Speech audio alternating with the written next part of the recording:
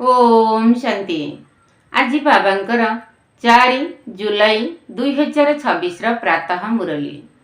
बाबा कहते मीठे बच्चे ज्ञानर सागर बाबा तुमको ज्ञानर तृतीय नेत्र देवाई आसी जहाद्वारा आत्मार ज्योति जाग्रत हो जाउछि। ज्ञानर सागर बाबा तुमको ज्ञानर तृतीय नेत्र देवाई आसी जहाद्वारा आत्मार ज्योति जाग्रत हो जाउछि।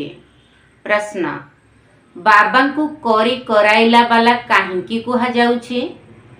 सीए कौन करी थांती एवं कौन कराई थांती?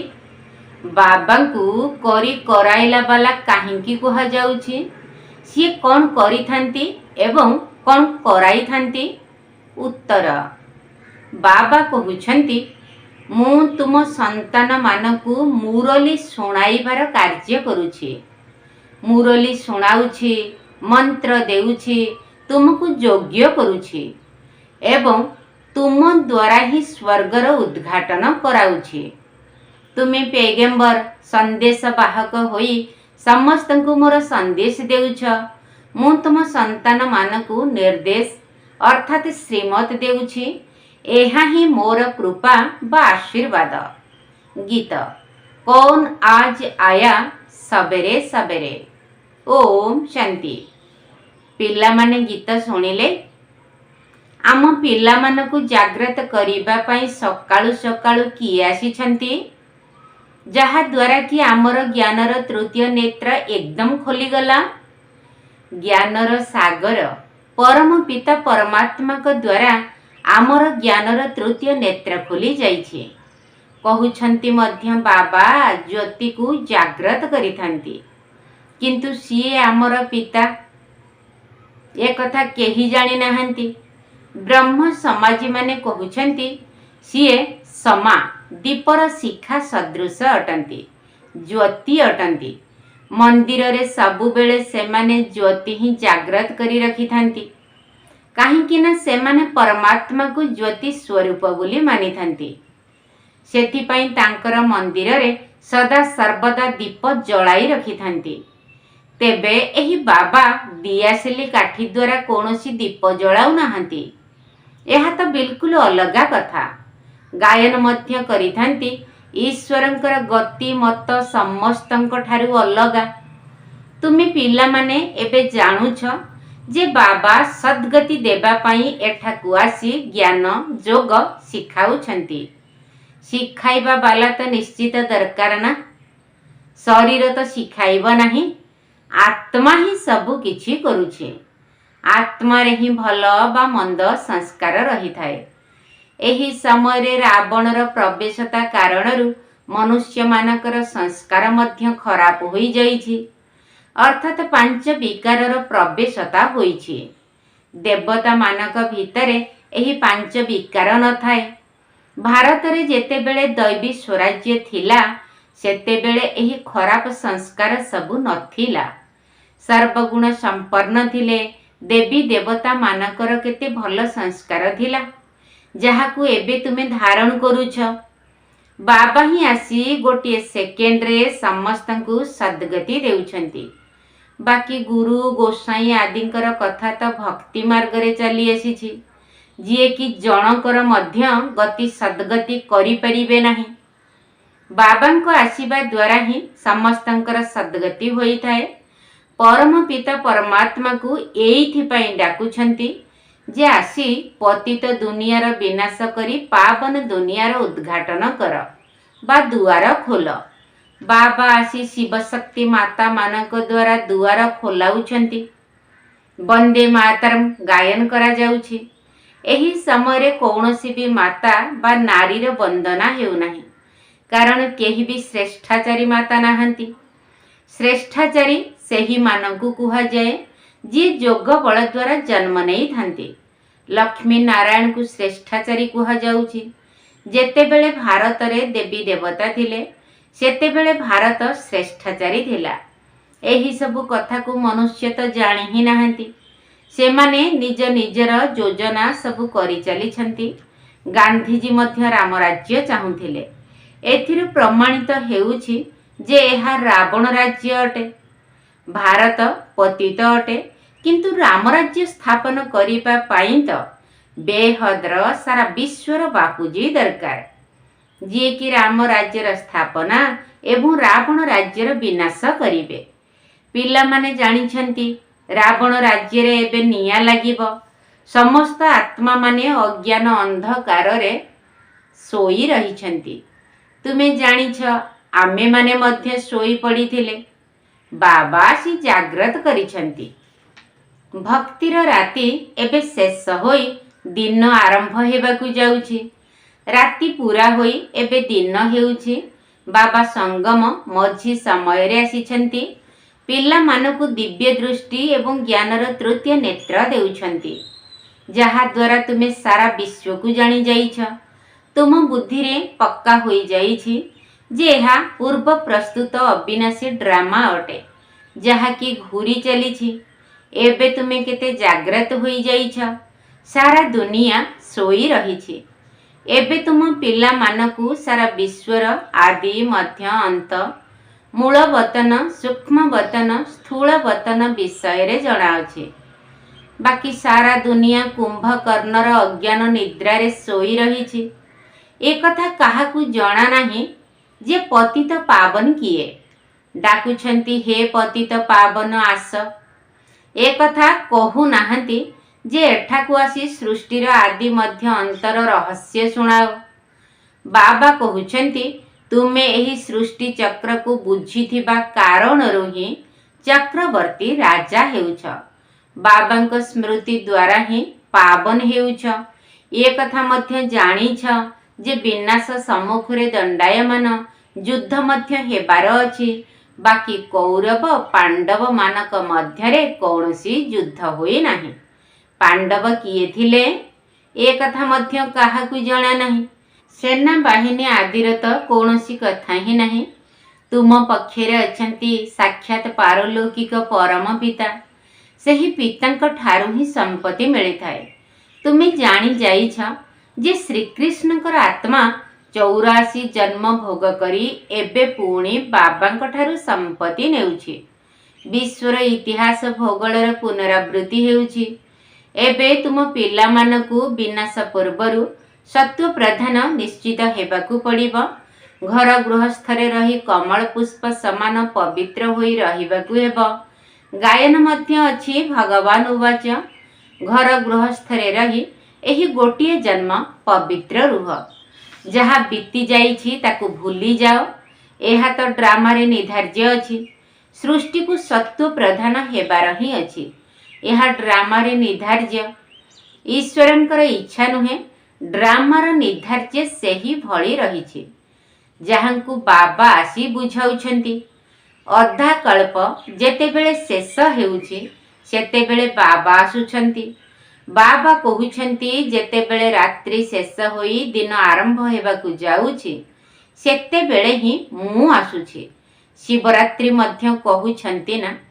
ଶିବଙ୍କର ପୂଜାରୀ ଶିବରାତ୍ରିକୁ ମାନିଥାନ୍ତି। ସରକାର ତ ଛୁଟି ଦେବା ମଧ୍ୟ ବନ୍ଦ କରିଦେଇଛି। ନଚେତ ଅତି କମ୍ରେ ତ ଗୋଟିଏ ମାସ ଛୁଟି ହେବା ଉଚିତ। କାହାକୁ ବି ଜଣା ନାହିଁ ଶିବ ବାବା ସମସ୍ତଙ୍କର ସଦ୍ଗତି ଦାତା ଅଟନ୍ତି। ସିଏ ହିଁ ସମସ୍ତଙ୍କର ଦୁଃଖହର୍ତ୍ତା, ସୁଖକର୍ତ୍ତା ଅଟନ୍ତି। ତାଙ୍କର ଜୟନ୍ତୀ ବା ଜନ୍ମଦିନକୁ ତ ବହୁତ ଧୁମଧାମରେ 1 ମାସ ପର୍ଯ୍ୟନ୍ତ ସବୁ ଧର୍ମାବଲମ୍ବୀ ମାନଙ୍କୁ ପାଳନ କରିବା ଉଚିତ। ବିଶେଷ କରି ବାବା ସିଧାସଳଖ ଆସି ଭାରତକୁ ସଦ୍ଗତି ଦେଉଛନ୍ତି। ଯେତେବେଳେ ଭାରତ ସ୍ୱର୍ଗ ଥିଲା ତେବେ ଦେବୀ ଦେବତା ମାନଙ୍କର ରାଜ୍ୟ ଥିଲା। ସେ ସମୟରେ ଅନ୍ୟ କୌଣସି ଧର୍ମ ନଥିଲା। ଦେବତାମାନେ ବିଶ୍ୱର ମାଲିକ ଥିଲେ। କୌଣସି ଭାଗ ବାଣ୍ଟ ଆଦି ନଥିଲା। ସେଥିପାଇଁ କୁହାଯାଉଛି ଅଟଳ ଅଖଣ୍ଡ ସୁଖ ଶାନ୍ତି ସମ୍ପତ୍ତିର ଦୈବୀ ରାଜ୍ୟ, ଯାହାକୁ କି ପୁନର୍ବାର ଆମେ ପ୍ରାପ୍ତ କରୁଛୁ। ବେହଦ୍ର ବାବାଙ୍କ ଠାରୁ ବେହଦ୍ର ବର୍ଷା 5000 ବର୍ଷ ପୂର୍ବରୁ ମଧ୍ୟ ମିଳିଥିଲା। ସୂର୍ଯ୍ୟବଂଶୀ ଚନ୍ଦ୍ରବଂଶୀଙ୍କ ରାଜ୍ୟରେ ଦୁଃଖର କୌଣସି ନାମ ନଥିଲା। ଗାୟନ ମଧ୍ୟ ଅଛି, ରାମ ରାଜା, ରାମ ପ୍ରଜା, ରାମ ସାହୁକାର। ସେଠାରେ ଅଧର୍ମର କୌଣସି କଥା ନାହିଁ। बाबा तुमको ब्रह्मा एवं विष्णु को विषय मध्य बुझाइछन्ति कि एही दुई जनकर परस्पर भितरे कौन संबंध रही।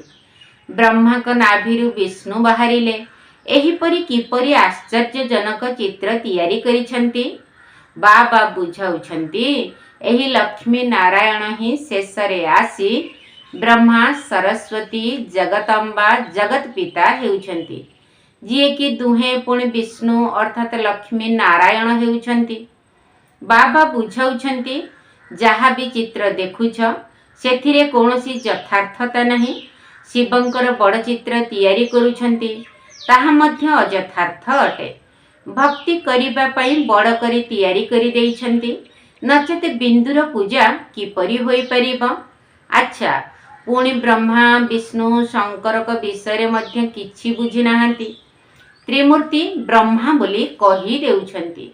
ब्रह्मा को द्वारा स्थापना विष्णु को द्वारा पालना एक कथा मध्य कहउछन्ति, किंतु ब्रह्मा तो स्थापना करू नाहंती।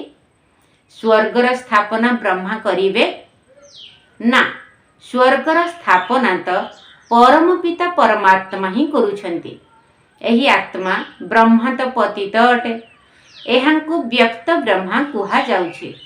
एही आत्मा पवित्र होई जीव एवं चाली जीव, पुणी सत्य जुगरे जाई नारायण हेबे। तेणु प्रजापिता ब्रह्मा निश्चित एही ठारे ही आवश्यक ना।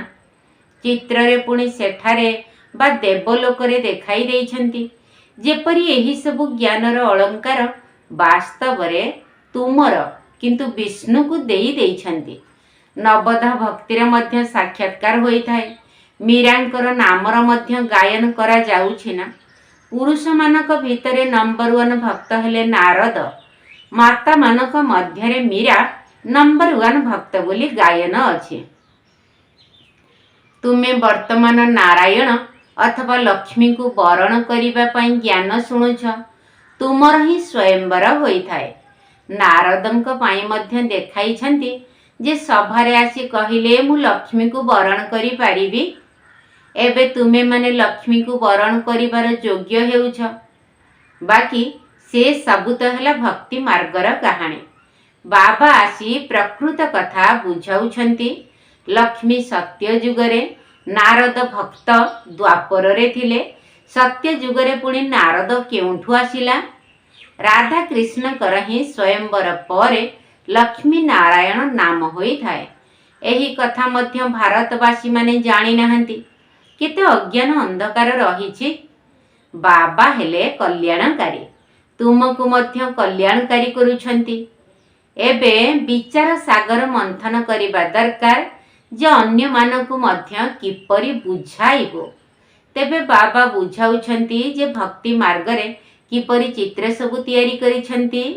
गांधींकर नाभिरु नेहरू बाहरिछन्ति। तेबे केउठी सेही देवता विष्णु एवं केउठी एही मनुष्य?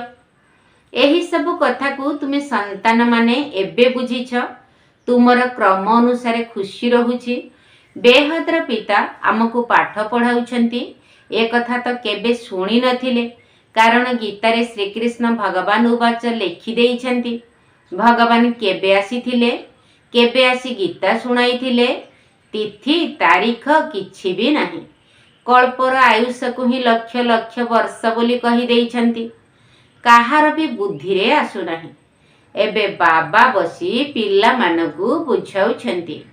ब्राह्मण मानकर वृक्ष बा परिवार वृद्धि प्राप्त होई चलिछि। वृद्धि होई होई अगणित होई जिबे। तुमे पिला माने जानिछ वर्ण किपरि चक्र लगाउछे। आम ब्राह्मण मानकर वर्ण सबुठारु उच्च अटे। आमे हेलु भारतर गुप्त एवं प्रकृत आत्मिक समाज सेवक। परम पिता परमात्मा आम द्वारा सेवा कराउछन्ति। आमे रुहानी सेवा करुछु। सेमाने बा दुनियार समाज सेवी माने शारीरिक सेवा करुछन्ति। तुमको कहउछन्ति तुमे भारतर कि सेवा करुछ? कुह। आमे हेलु आत्मिक सेवाधारी। स्वर्गर उद्घाटन कराउछु, स्थापना कराउछु। शिव बाबा करी कराइला वाला, जे कि कराउछन्ति एवं करुछन्ति मध्य। मुरली किए चलाउछन्ति? तेबे कर्म करुछन्ति ना? तुमको मध्य शिखाउछंती जे एहीपरि मुरली चलाओ। मनमना भवर महामंत्र देउछंती। तेबे कर्म शिखाइले ना, पुणी तुमको कहउछंती अन्य मानकु शिखाओ। सेथिपाई तांकु करी कराइला वाला कुहा जाउछे। तुमे पिला माने मध्य एही शिक्षा देउछ। बाबांकु एवं वर्षाकु मने पकाओ। एही संदेश तुम पिला मानकु समस्तक पाखरे पहुंचाइबाकु हेबो। एमिति नुहे जे अन्य मानकु संदेश देई निजे याद रे रहु नथिबो। तेबे कौन हेबो? अन्य माने पुरुषार्थ करी उच्चकु चढ़ी जिबे एवं संदेश देला वाला रही जिबे। बाबांकु मने पकाइबार पुरुषार्थ न करिबा कारणरु एते उच्च पद पाई नथांती। अन्य माने जोगर यात्रा रे रही पवित्र होई जांती, जेपरि बाबा बांधली मानकर दृष्टांत देइथांती। सेमाने बाबांक स्मृति रे बहुत रही थांती। बाबांकु न देखि मध्य पत्र लिखि थांती। बाबा मु आपणकर होई जाइछि, मु पवित्र निश्चित रहिबी। तुम पिला मानकर हेला बाबांक सहित प्रीत बुद्धि। तुम मानकर ही माला तियारी होइछि। विष्णुकर माला एवं रुद्राक्ष माला रे ऊपरे मेरु दाना रहिछि। माला उठाइबा मात्रे प्रथमे फूल एवं दुईटी दाना जुगल दाना हाथ को आसी थाए। ताकु नमस्कार करिथांती। तापरे हेला माला। तुमे भारत को स्वर्ग रे परिणत करूछ। तेबे एही माला तुम मानकर ही स्मारकी अटे। बाबा एही गीता ज्ञान यज्ञ रचना करिछंती। एथिरे सारा पुराणा दुनिया स्वाहा होई जिव। बाबा हेले परम प्रिय पिता। तुमको भविष्यत 21 जन्म पाई सदा सुख पाइबार संपत्ति देउछंती। जेउ माने कल्प पूर्वरु वर्षा नेइछंती सेमाने निश्चित आसीबे। ड्रामार योजना अनुसारे आसीबे। बाबा कहउछंती पिला माने सुख धाम को जीवाकू हेले पवित्र हेबाकू पड़िबो। केवल मते मने पकाओ। किछि मागिबार नाही कि कृपा कर बा साहाय्य कर ना, मु तो समस्तंकु साहाय्य करि थाए। पुरुषार्थ तो तुमको करिबाकू हेबो। आशीर्वादर किछि कथा नाही। बाबा कहउछंती केवल मते मने पकाओ। मने पकाइबा तुमर काम। निर्देश बा श्रीमत देबा एहा ही मोर कृपा। बाकी तो खाओ पियो बुला बुली कर। तुमको पवित्र भोजन ही खाइबाकू हेबो। आमे देवी देवता हेबाकू जाउछु। सेठारे पियाज आदि तो नथिबो। ए सबकू एही ठारे ही छाड़ी देबाकू हेबो। एही सबु जिनिस सेठारे न थाए। मंजी ही न थाए। जेपरि सत्य जुगरे रोग बेमारी न थाए। एबे देख केते रोग बेमारी बाहरिलाणी। सेठारे कौनसी तमगुणी जिनिस न थाए। प्रत्येक जिनिस सत्व प्रधान। एठारे देख मनुष्य कौन कौन सब खाउछंती। एबे बाबा आसी पिलांकु कहउछंती मोते मने पकाओ। अन्य सब संग छाड़ी मो सहित संग जोड़ी दियो। तेबे तुमे पावन होई जीवो। अच्छा मीठा मीठा सिकिल दे संतान मानक प्रति माता पिता बाप दादांकर मधुर स्नेह संपन्न शुभेच्छा एवं सुप्रभात। आत्मिक पितांकर आत्मिक संतान मानकु नमस्ते। आम आत्मिक संतान मानकर आत्मिक बाप दादांकु नमस्ते नमस्ते नमस्ते एवं सुप्रभात। धारण पाई मुख्य सार प्रथम पॉइंट, जहा बीती गला ताकु भूली जाओ। बीती जाइथिबा कथा को भूली गृहस्थ व्यवहार रे रही सत्य प्रधान हेबार पुरुषार्थ करिबाकू हेबा। विनाश पूर्वरु पवित्र निश्चित हेबाकू पड़िबो। जहा बीती गला ताकू भूली जाओ। बीती जाइथिबा कथा को भूली गृहस्थ व्यवहार रे रही सत्य प्रधान हेबार पुरुषार्थ करिबाकू हेबा। विनाश पूर्वरु पवित्र निश्चित हेबाकू पड़िबो। द्वितीय पॉइंट, भारत को स्वर्ग करिबार प्रकृत सेवारे तत्पर रहिबाकू हेबो। खाद्य पेय को बहुत शुद्ध रखिबाकू हेबो। पवित्र भोजन ही खाइबाकू हेबो। भारत को स्वर्ग करिबार प्रकृत सेवारे तत्पर रहिबाकू हेबो। खाद्य पेय को बहुत शुद्ध रखिबाकू हेबो। पवित्र भोजन ही खाइबाकू हेबो। वरदान, स्थूल कार्य करुथिले मध्य संकल्प द्वारा विश्व परिवर्तनर सेवा करुथिबा दायित्व संपन्न आत्मा भव।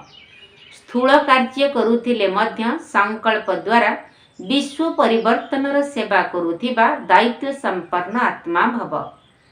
जे कौनसी स्थूल कार्य करुथिले मध्य सर्वदा एही स्मृति रहु जे मु विश्व रूपक रंगमंचरे विश्व कल्याणर सेवार्थे निमित्त अटे।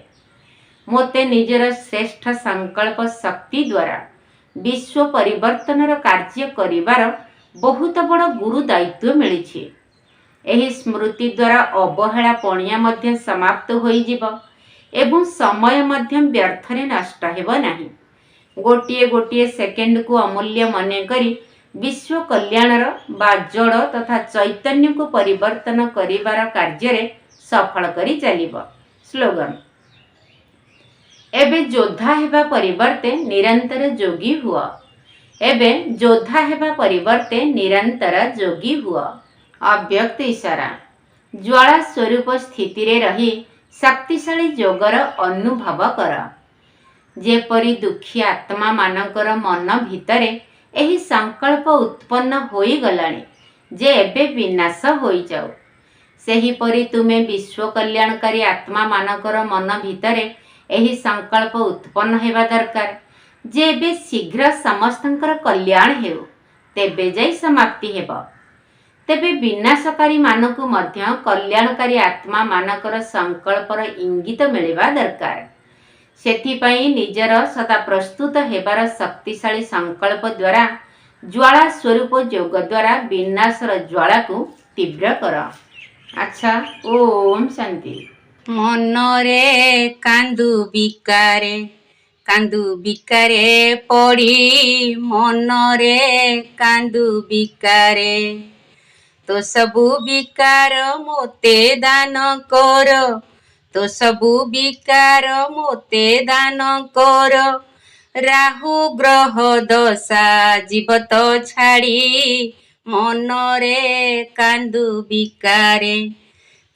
बिकारे पड़ी मनरे कांदु बिकारे सत्य जुग धर्म आदि सनातन षोहळ कलारे थिलु तुही पूर्ण सत्य जुग धर्म आदि सनातन षोहळ कलारे थिलु तुही पूर्ण नथिला विकार थिला सुसंस्कार नथिला विकार थिला सुसंस्कार कली रे आत्मा तो गला उजुड़ी मनरे गलु बिकारे सढ़ी मनरे कांदु बिकारे तुसी बसंतान हराइलु गुण काम चितारे तो गलुटी जली तुसी बसंतान हराइलु गुण काम चितारे तू गलुटी जली लागिला ग्रहण हेलु हैराण लागिला ग्रहण हेलु हैराण जीवन तोहर गला बिगिड़ी मनरे कांदु बिकारे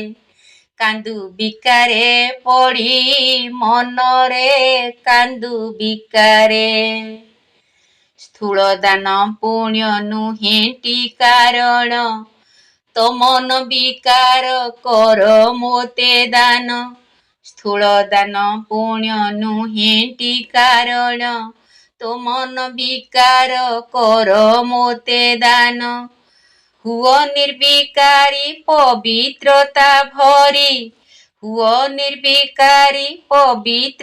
भरी बृहस्पति दशा देवी मु जोड़ी मनरे कांदु बिकारे